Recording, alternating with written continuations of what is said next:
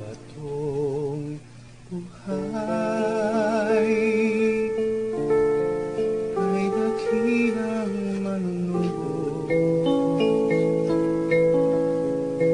mula sa kanyang tubig ng buhay ng Diyos. Batong buhay ay si Kristong manunubos, walang bayad, tubig ng buhay ay handog. Naririto na naman po ang mga Kristiyanong naliwanagan sa mga salita ng Diyos upang muling maganyayang makinig dito sa ating programang Bible Study on the Air. Tayo po ay manalangin. Ama, narito na naman po kami upang humingi sa inyo ng espiritual na pagkain at maging karapat-dapat po sana ang aming kababaan upang maintindihan namin ang mga salitang sa iyo lamang manggagaling at hindi sa kanino mang tao. Ito po ang aming hinihingi sa pangalan ng aming Panginoong Jesucristo. Amen. Narito po ang ating kapatid. Kami po ang mga Kristiyanong naliwanagan sa mga salita ng Diyos na nakakita sa dalisay na Kristyanismo. Tinatawag po yan sa English na pure Christianity. Napakahalaga po ang ipinakita ng Diyos sa amin tungkol sa kababaan. Napakaraming tao ang umaangkin at sinasabing sino ang hindi nakakaalam ng kababaan.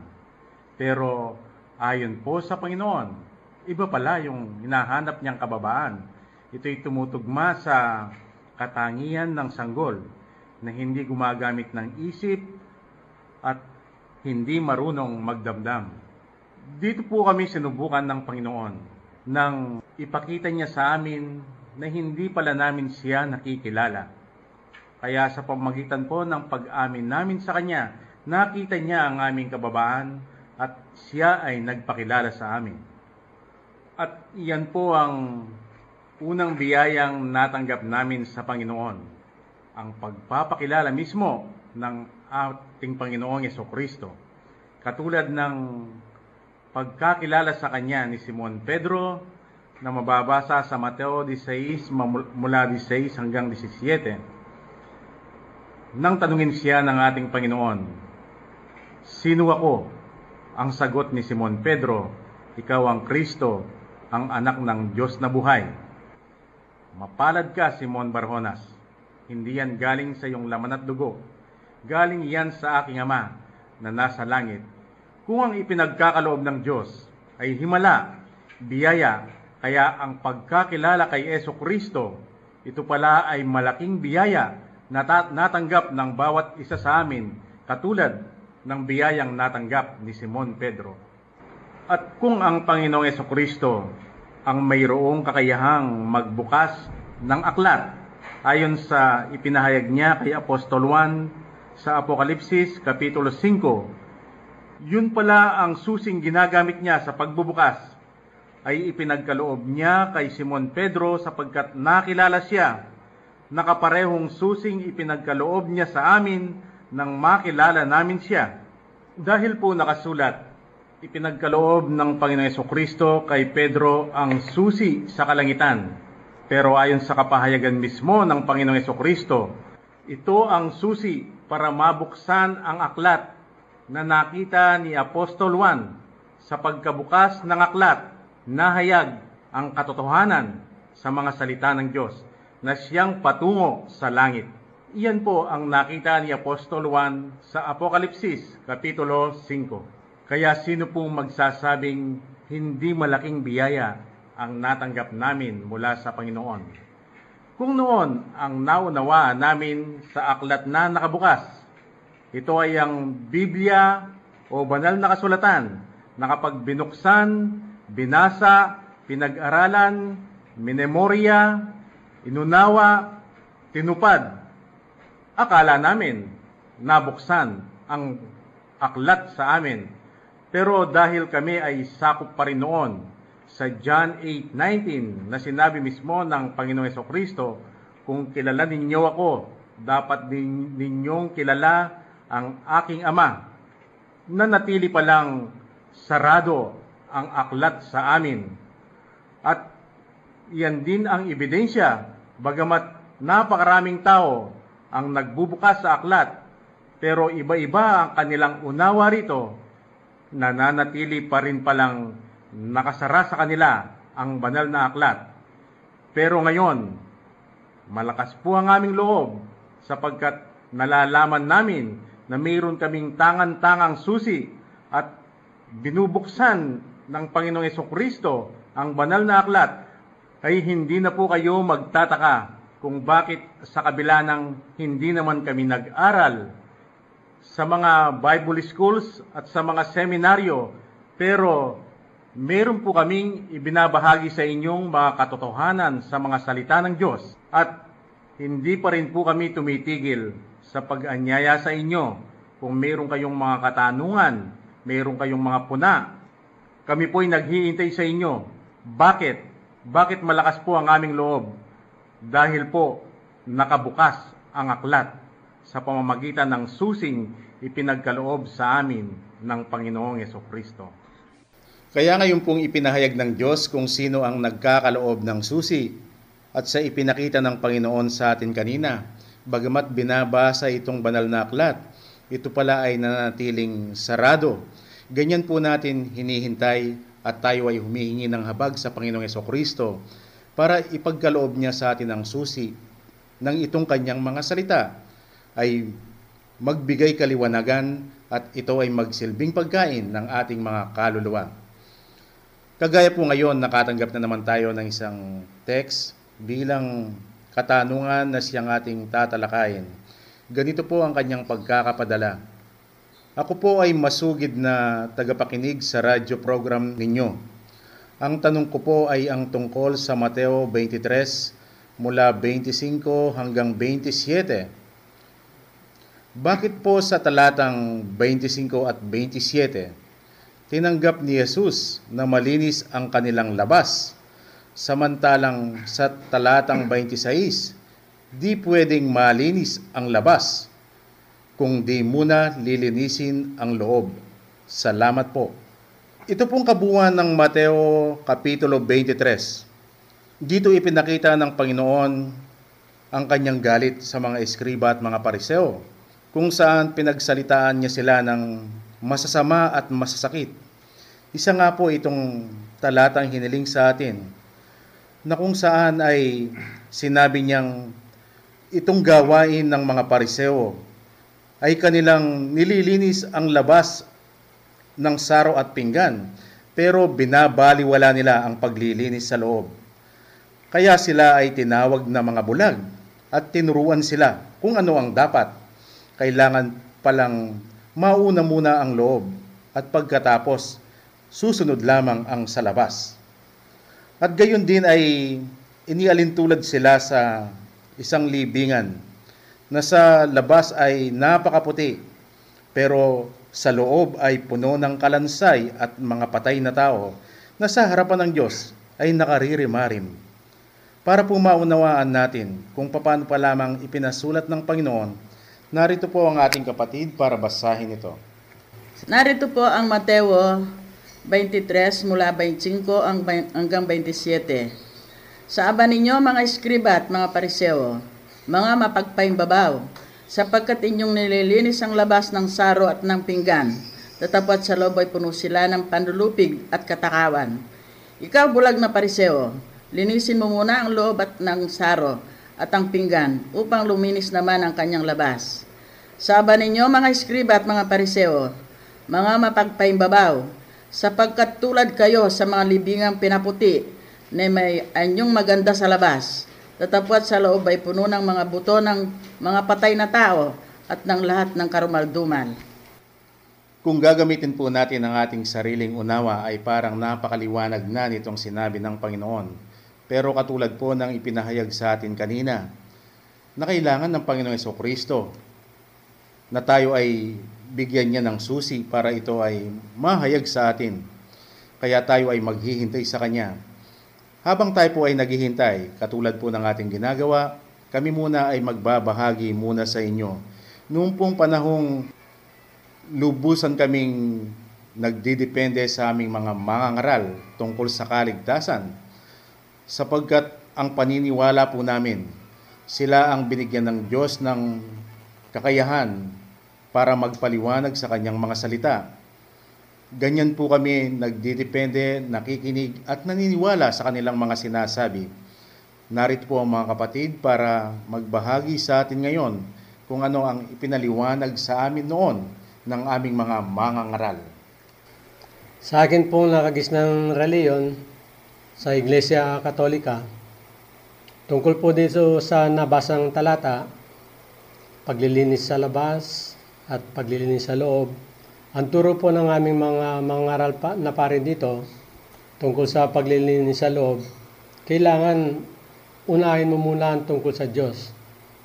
Tuparin mo yung 7 sakramento na kailangan ng isang tao. At kung ikaw ay nagkasala, kailangan alam mo na galit sa iyo ang Diyos, kaya kailangan ikumpisal mo ito sa mga pare para luminis ang iyong loob.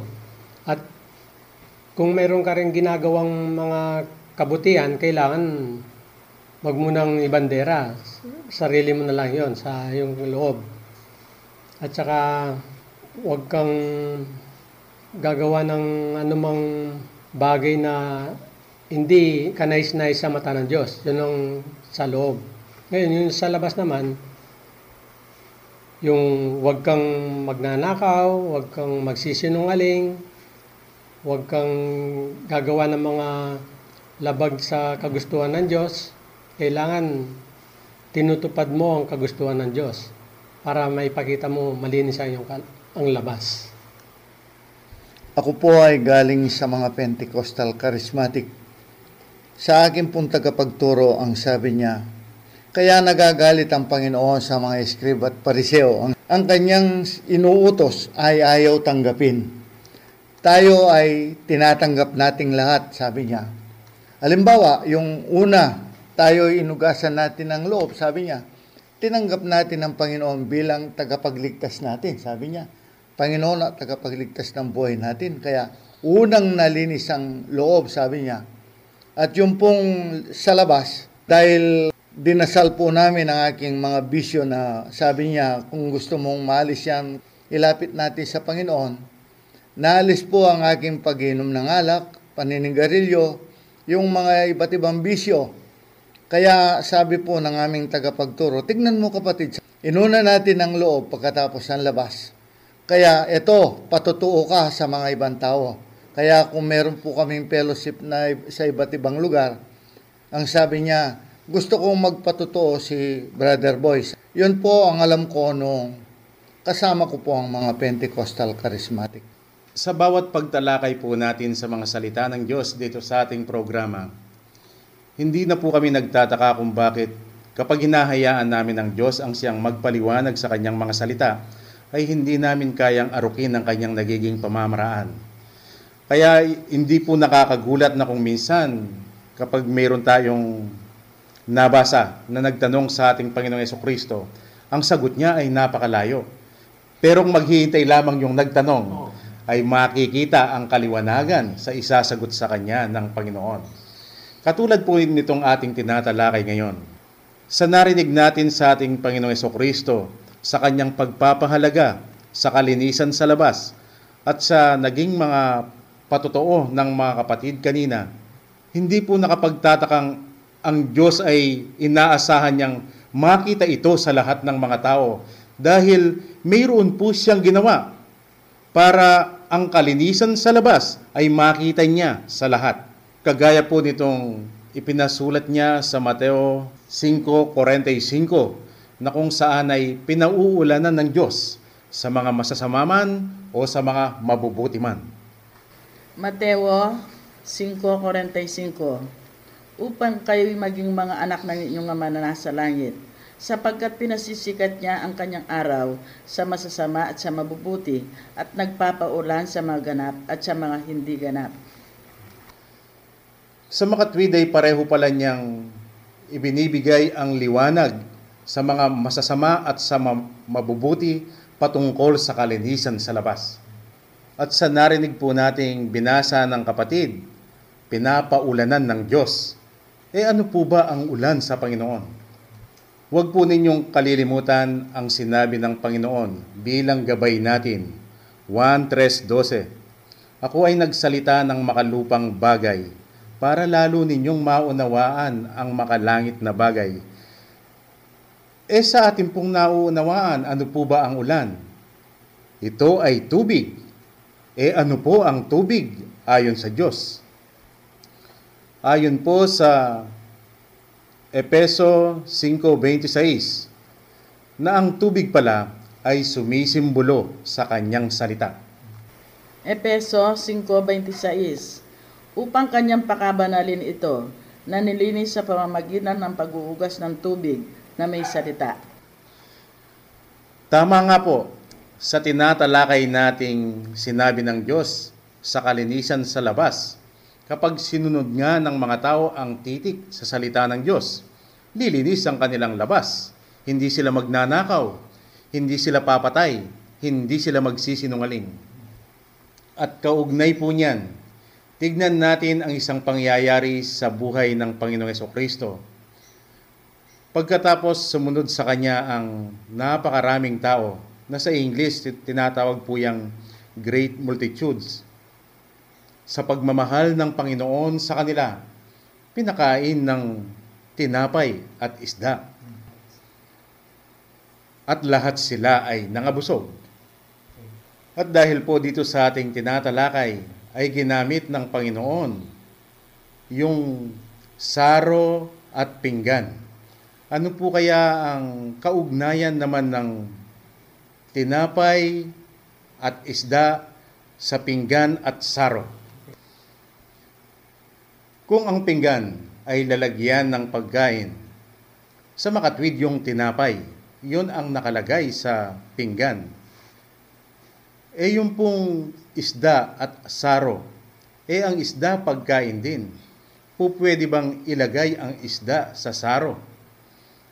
Dito po napakahalaga ang gabay ng Diyos. Ano po ba ang hayag sa lahat tungkol sa saro? Hindi po ba ang Panginoong Jesucristo sa huling hapunan nang ibigay niya ang alak sa kanyang mga apostoles, ang sabi niya, ito ang aking dugo. Kung ganoon, ang saro pala ay lalagyan ng dugo. Maliban po sa laman ng isda, ano po ang makikita natin sa isda? Mayroon din siyang dugo. Sa makatwid, yung palang tinutukoy ng Diyos tungkol sa isda ay yung dugo na dapat ay nasa saro. Kung sa pagmamahal ng Panginoon, ito ang ipinakain niya sa great multitudes, tinapay at isda, sila'y nangabusog at nakita nila itong mabuti. Ano po ang sinimbuluhan niyan sa harapan ng Diyos? Tignan po natin ang tinapay. Ito ay pagkain o pagkain sa salita ng Diyos na mabuti, kagaya ng hindi pagnanakaw, hindi pagpatay, hindi pagsisinungaling, at hindi pangangalunya. Ito pong mga bagay na binanggit natin, kaya po ba ito hindi ginagawa ng mga tao dahil labag ito sa utos ng Diyos? Takot sila sa gobyerno? O ang nangingibabaw dahil sa kanilang damdamin? Sa makatwid, gustong-gusto pala ng Diyos ang damdamin para magawa ang kalinisan sa labas na hindi na kailangang dahil takot sa gobyerno at takot ayon sa nakasulat. Tama nga naman po, dahil ako po noon, kaya hindi ko ginagawa ang mga bagay na yan. Nangunguna ay ang aking damdamin o ang aking konsensya.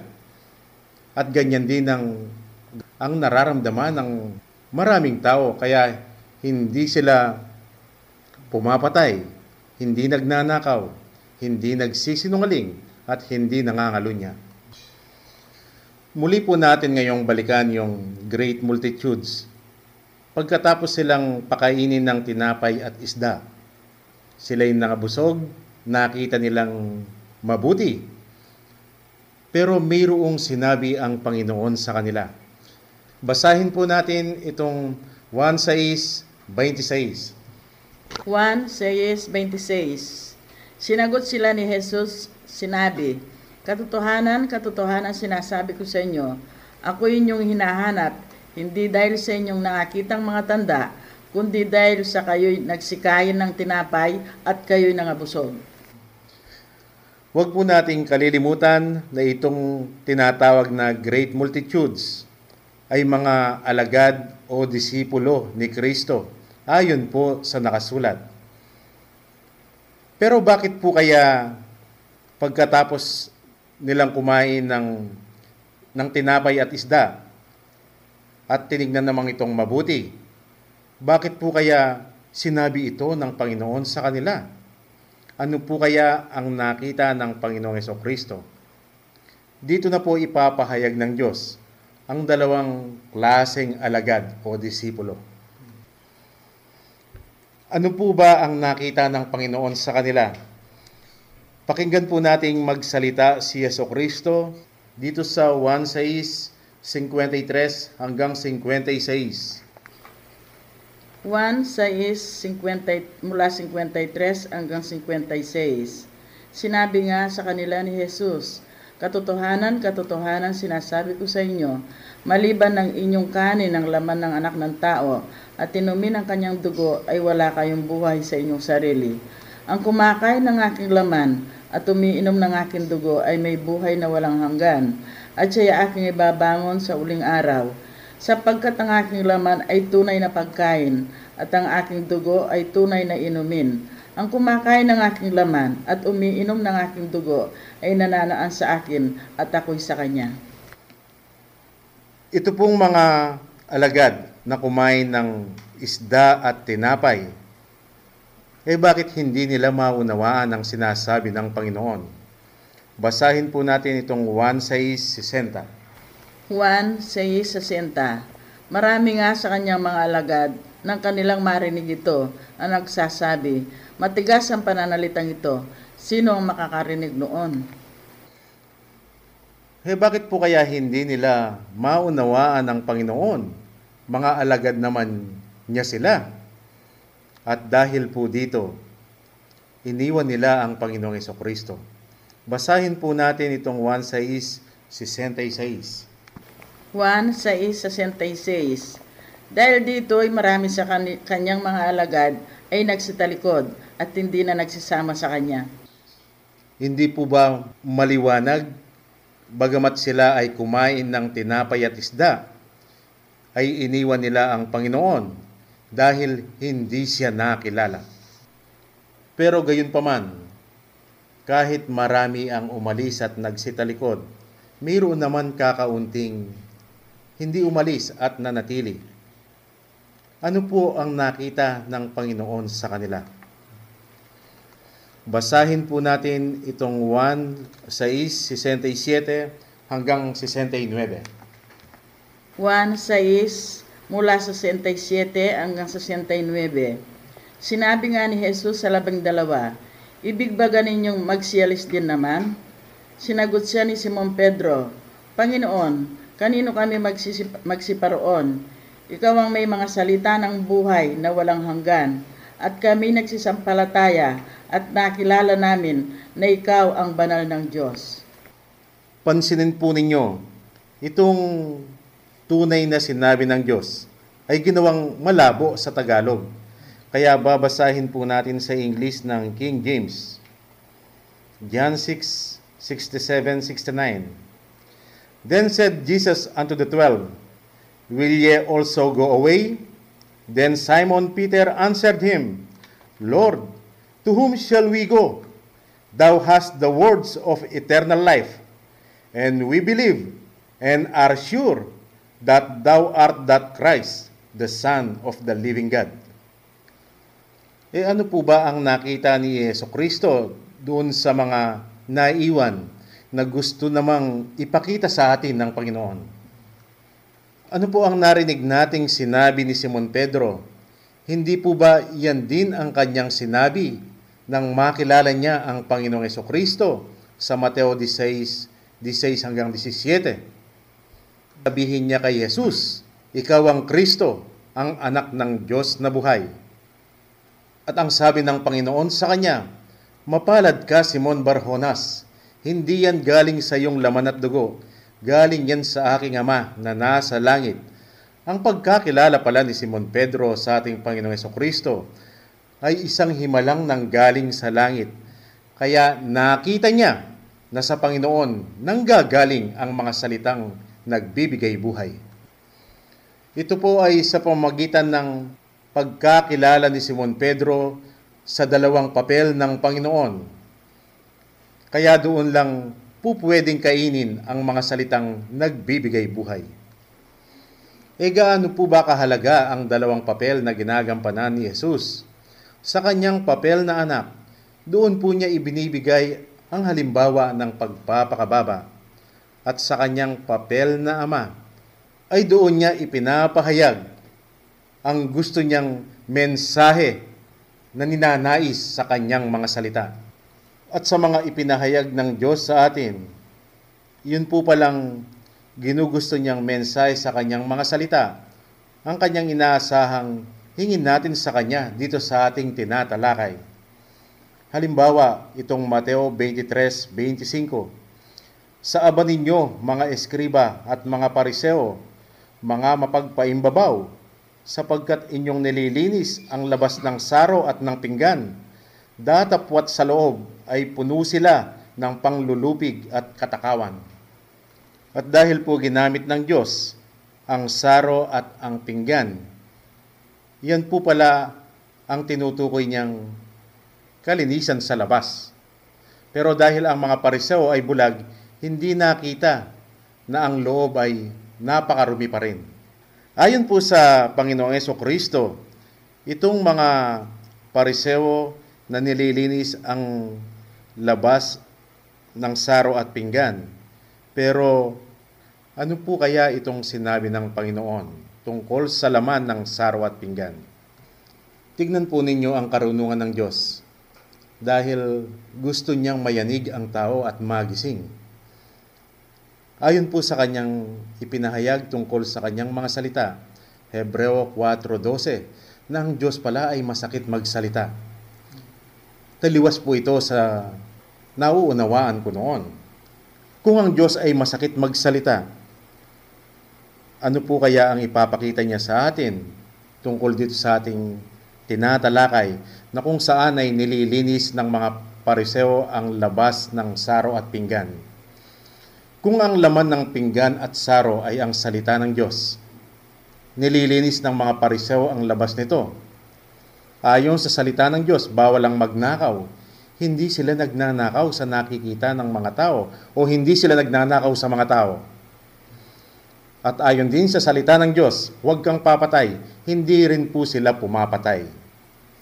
Iyon ang nakita ng Diyos na kalinisan sa labas ng saro at ng pinggan na kanila namang ginagawa.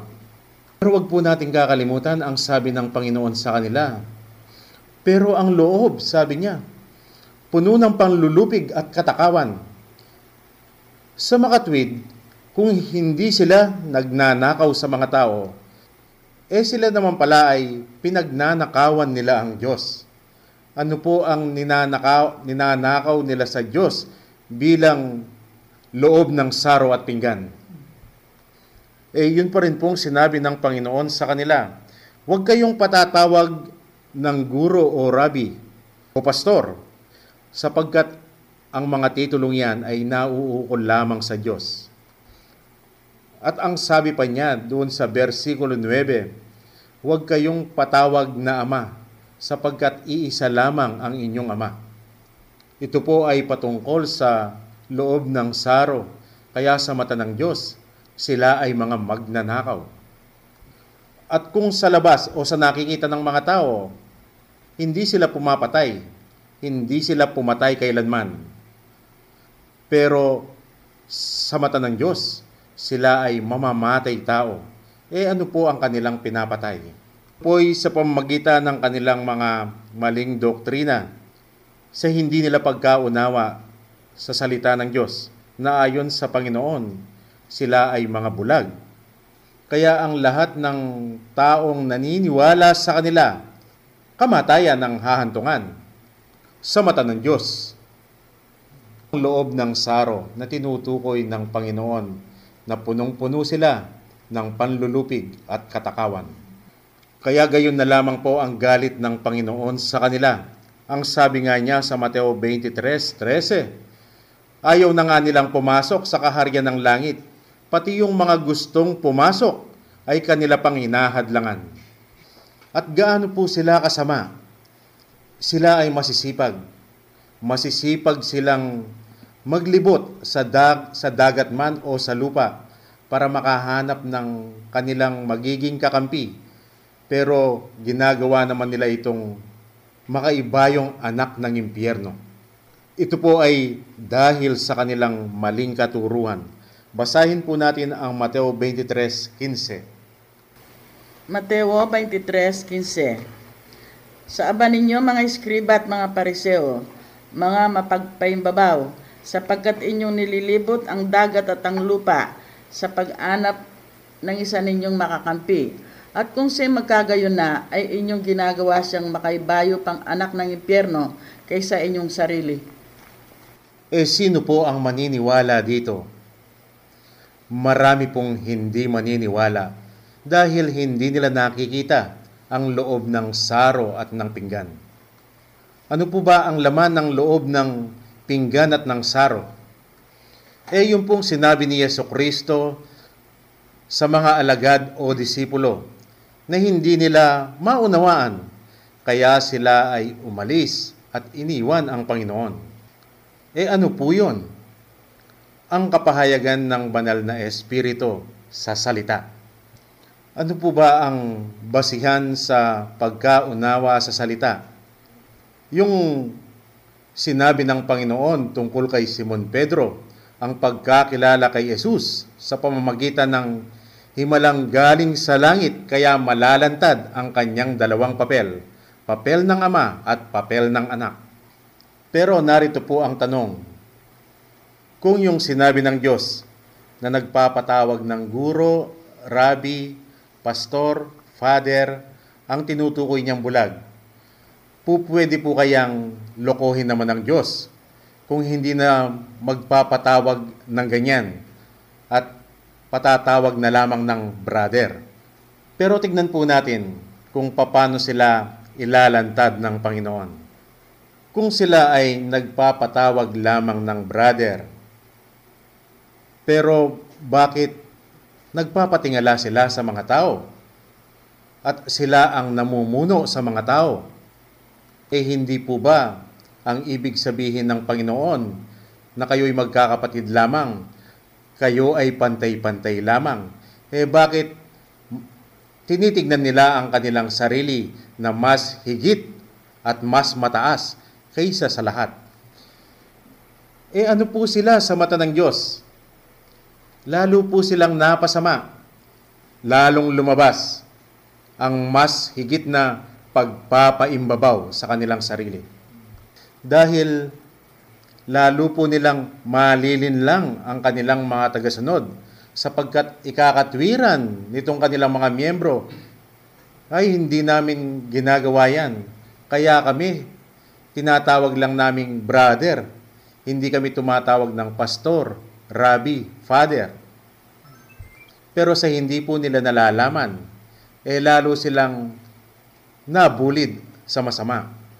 At kung sa inaakala nila ay matatakasan ang galit ng Diyos, narito po ang sinabi ng Panginoon. Mateo 23:33, kayong mga ahas, kayong mga lahi ng mga ulupong, paanong mga kawawala kayo sa kahatulan sa impyerno? Sana po wag ninyong ipagkakamali na ito ay galing sa amin, dahil ito ay mga salita ng Diyos na amin lamang binasa. Marahil po sa mga nakikinig ay mayroong magsabing napakasakit namang magsalita ng Diyos. At mayroon din magsasabing, hindi ba ang Diyos ay pagmamahal? Tama po, malinaw nga ang nakasulat na ang Diyos ay pagmamahal. Masisira po ba yung ipinasulat ng Diyos na ang Diyos ay pagmamahal? Dito po sa mga masakit na salita ng Panginoon, ito po ang narinig ni Nicodemo na isang pariseo. Gayon din si Saulo na isang pariseo din. At iyong eskribang mayroong mababa ang loob sa Marcos 12:28. Yun po yung eskribang nagtanong kay Jesucristo kung ano ang pinakauna sa lahat ng kautusan. Kung tatanungin po kaya sila natin, anong maririnig natin? Hindi po ba lalabas na talagang ang Diyos ay pagmamahal? Tayo po ay tutungo dito sa Mateo 23:26. Ikaw, bulag na pariseo, linisin mo muna ang loob ng saro at ng pinggan upang luminis naman ang kanyang labas. Ang tanong po dito, bakit ang mga pariseo na nilinis yung labas ng saro at ng pinggan ay hindi tinanggap ng Panginoong Jesucristo? Dito naman sa binasa natin, kapag nilinis ang loob, tatanggapin ng Diyos ang paglilinis sa labas. Ano po ang pagkakaiba ng dalawa? Huwag po nating kalilimutan na iyong ginagawa ng mga pariseo, yun ay ang pamamaraan lamang ng tao dahil hindi nila nakilala si Jesucristo. Ano po sila sa mata ng Diyos? Sila ay kambing. Mayroon po bang gagawin ang kambing na magiging kaaya-aya sa harapan ng Diyos? Gaano man ito kabuti sa harapan ng tao. Kaya yung pong ginagawa nilang kalinisan sa labas, sa kanila lang nanggaling yon. Pero dito po sa versikulo 26, ito naman ang pamamaraan ng Diyos. Dapat mauna ang loob at susunod ang labas. Sa mga ipinahayag po ng Diyos sa atin kanina, doon sa mga alagad na hindi umalis, sa pagkakilala nila sa Panginoong Jesucristo, ay nakita nila ang loob ng pinggan at ng saro. Ito po ay nang sumagot si Simon Pedro sa tanong ng Panginoon, kayo rin baga ay aalis din? Kanino po kami pupunta?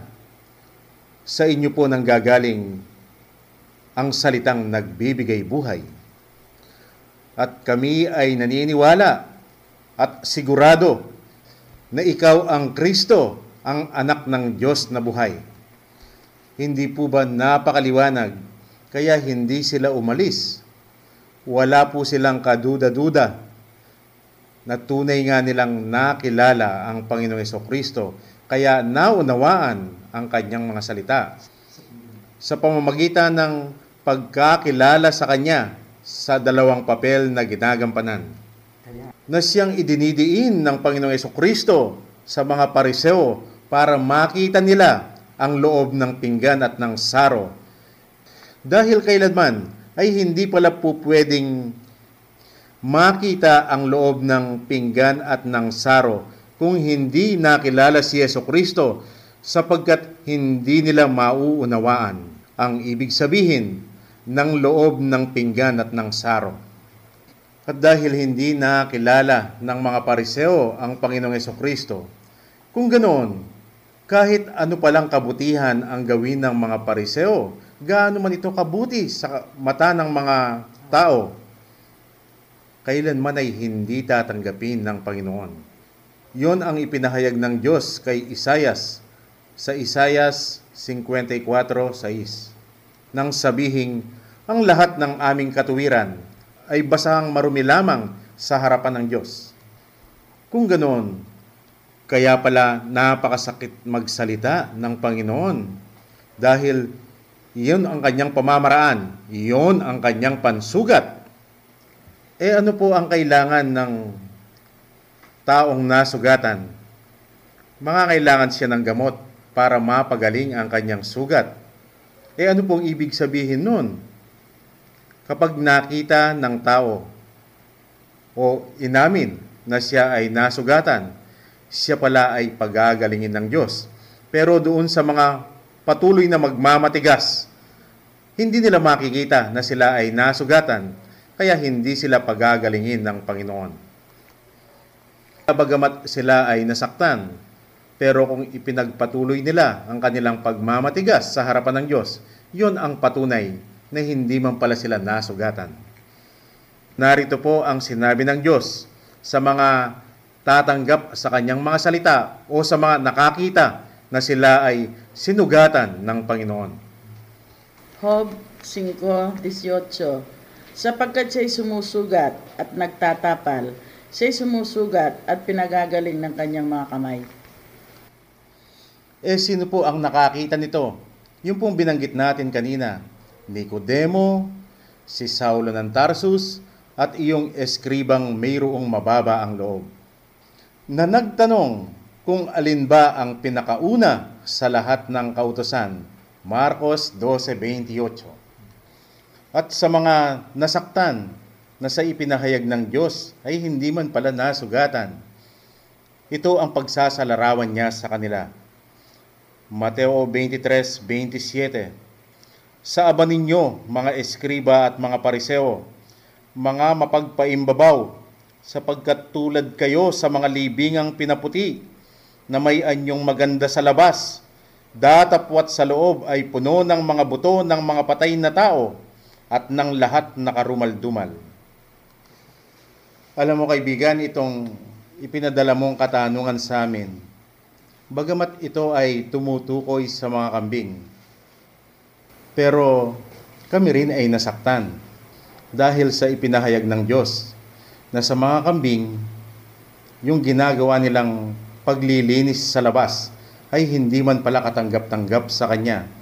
Pero sa mga ginawa niyang tupa, ipinaalam ng Panginoon na ang paglilinis nila sa labas, ito ay katanggap-tanggap at kaaya-aya sa Kanyang harapan.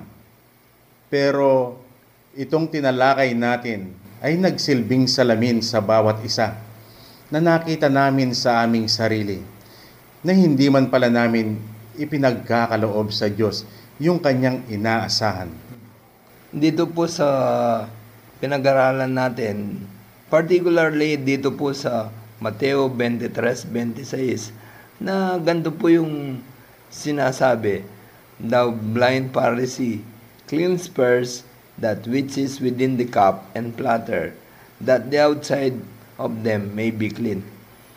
Ito po ay sa ating pag-aaral, ito po ay nakapatungkol sa mga kambing.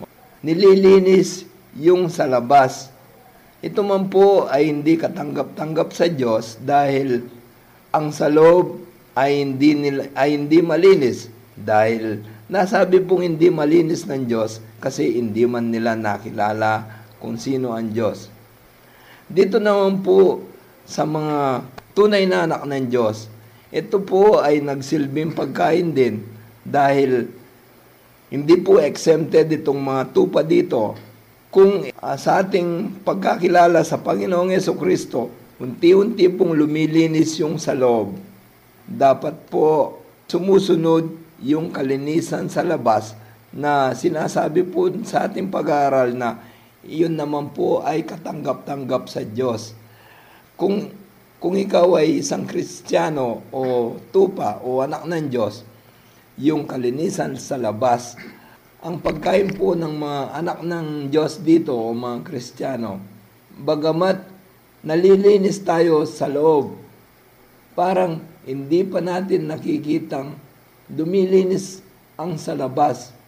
Kung kayo ay mga liwanag dito sa sanlibutan, dapat maging asin din kayo. So, yun po, hindi po exempted dito yung mga tunay na anak ng Diyos sa ating pag-aaral. Hindi po ba inaasahan ng ating Panginoon sa bawat magkakapatid na Kristiyano itong mga bagay na ito?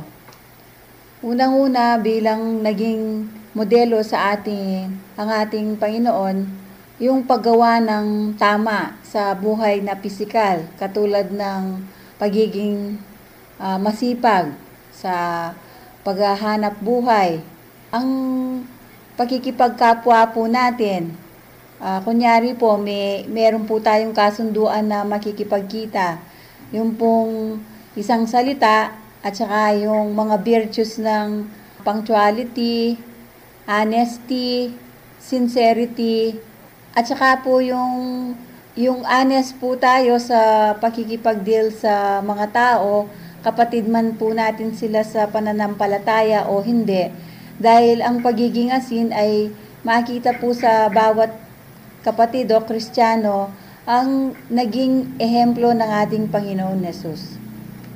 At ito pong lahat ay nagagawa po natin dahil nakita po natin na binigyan po tayo ng habag ng ating Panginoon, at ito pong mabubuting bagay na ito ay hindi po natin nagagawa dahil sa ating sarili, kundi yung pong binigay na oportunidad na maging anak niya ay naging kasangkapan kung bakit natin nagagawa ang lahat ng ito. Dahil siya po ang nagbigay sa atin ng bagong buhay, ang ating buhay spiritual. At sa pagiging anak ng Diyos, lumitaw po na tinuruan din po niya tayong mabuhay na mainam sa ating buhay pisikal, ang pagiging asin sa sanlibutan. At ang pinaka-importante pong bagay na ibinigay ng ating Panginoon, ang grasyang, ang lahat ng ito ay nagagawa namin dahil ito ay ang pagtanaw ng utang na loob sa pag-ibig na ibinigay ng ating Panginoon. Di katulad nung wala pa kaming spiritual na buhay. Ang aming buhay dito sa dating paniniwala ay ang paggawa ng mabuti ay yung nakikita ng mga tao o yung magbigay ng kasiyahan sa mga tao at hindi sa mata ng Diyos. Dito ngayon, kahit hindi makita ng tao, kahit hindi ma-recognize, ang alam namin, yung utang na loob ay ang paggawa ng mabuti ayon sa standard ng ating Panginoon na siya ang ikaliligayan niya ang lahat ng ito.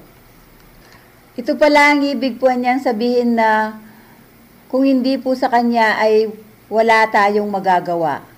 Kaya po pala yung mabuting nakikita na nagagawa namin ay hindi pala nanggagaling yun sa amin, kundi sa pamamagitan ng pagmamahal ng Diyos ay nagagawa namin ang mga bagay na ikaliligayan niya. Hindi para bigyan kasiyahan ang aming sarili o ang kapwa namin, kundi ang Panginoon lamang.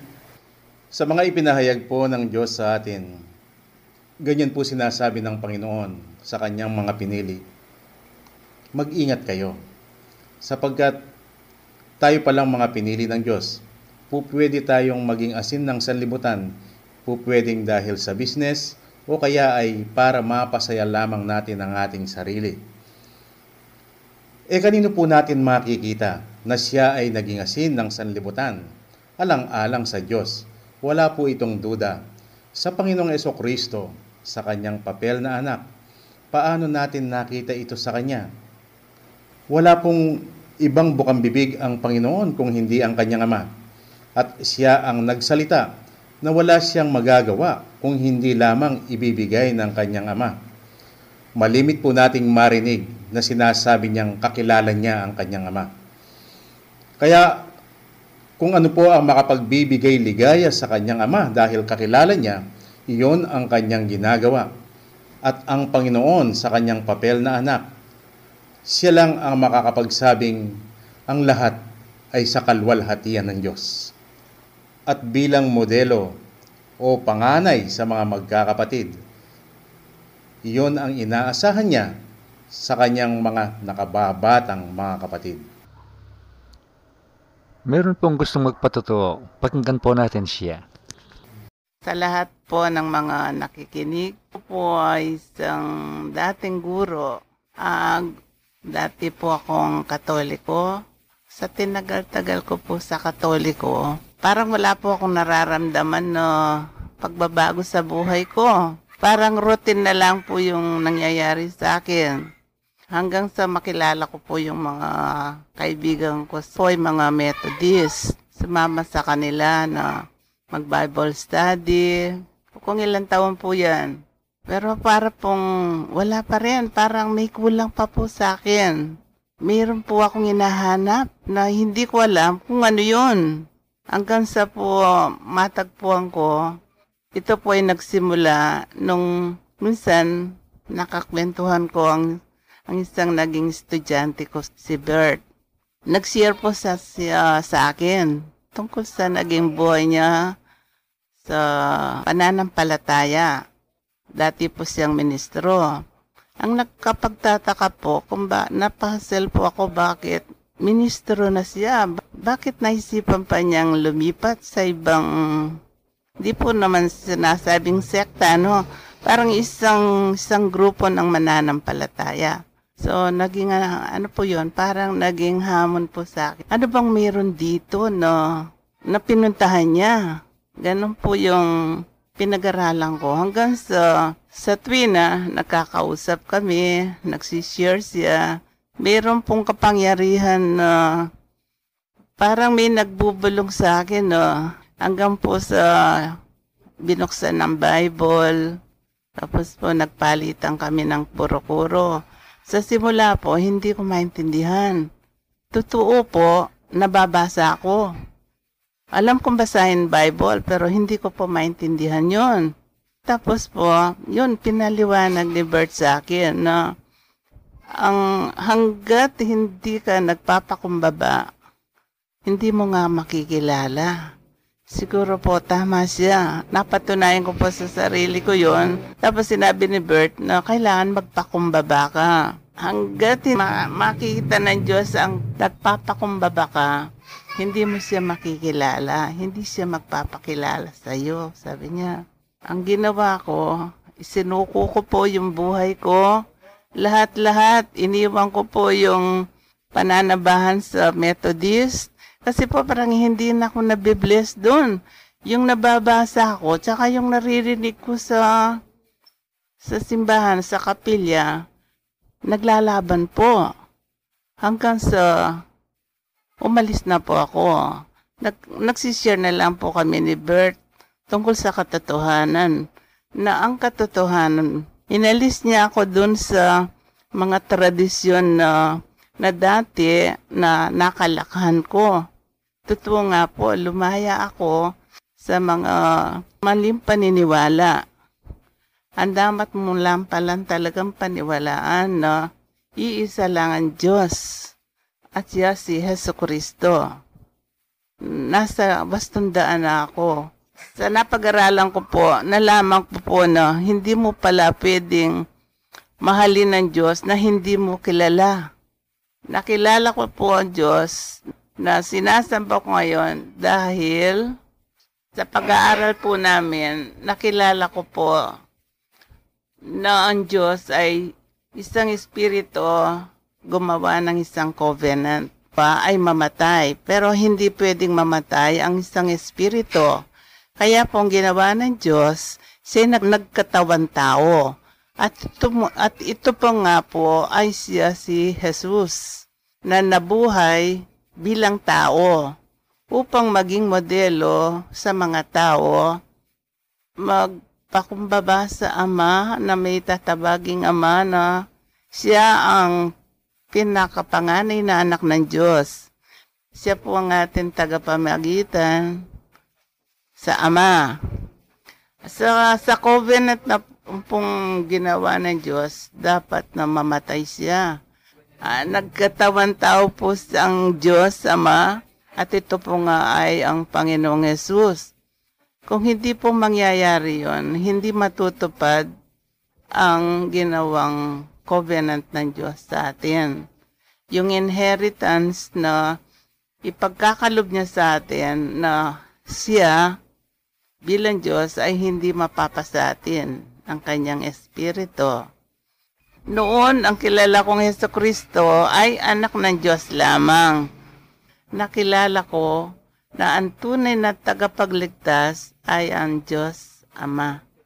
Kung namatay pala ako noon, hindi po ako maliligtas dahil hindi po ako maaring iligtas ni Jesucristo bilang anak ng Diyos, kundi ang magliligtas sa akin ay si Jesucristo bilang Ama. Kaya po, huwag po tayong padala sa mga bulaang propeta, bulaang mga ngaral, wala po tayong kaligtasan kung hindi ang Jesucristo bilang Diyos Ama ang ating sasambahin. Ako po'y nagpapasalamat sa Diyos na binigyan ako ng oportunidad na may share sa inyo na makilala ang ating Diyos. Inaanyayahan ko po kayong hanapin ang katotohanan na iisa lang ang ating Diyos at ito po ay ang Panginoong Jesucristo. Maraming salamat po sa inyong lahat. Samantala, pwede pa rin kayong magbasa ng mga articles natin. Ang ating pong website, www.purechristianity.org. Small letter lahat po yun, one word lamang po. Tayo po ngayon ay magpasalamat. Panginoon, marami pong salamat. Ipinakita po ninyo sa amin na noon pala ang paggawa namin ng kabutihan sa mata ng mga tao na sa akala namin ay kaaya-aya sa inyong harapan. Hindi man po pala ninyo tinatanggap sapagkat kami ay nasasaway sa inyong sinabi sa 1:8-19. Kung kakilala ninyo ako, ay dapat din ninyong kakilala ang aking Ama. Pero nang kami po ay magpakumbaba, kayo ay nahabag sa amin, nakilala po namin kayo. At doon po namin nakita na ang kalinisan pala sa labas ay naging kaaya-aya sa inyo na dapat naming ibigay at ito naman ay inyong tatanggapin. Pero sa ipinakita po ninyo sa amin, sa kabila ng nalalaman po namin yan, ito po ay naipagkakait pa namin sa inyo dahil hindi po namin nagagawa. At para hindi po kami magmalaki sa inyong harapan, kung kami man ay nagiging asin ng sanlibutan, dapat din pala naming tignan kung ito ba ay tunay na para sa inyo o baka lamang para mapasaya namin ang aming mga sarili. Marami pong salamat sa lahat ng ipinagkakaloob ninyo sa amin para lalo naming makita ang inyong inaasahang makita ninyo sa amin. Ito po ang aming pasasalamat sa pangalan ng aming Panginoong Jesucristo. Amen.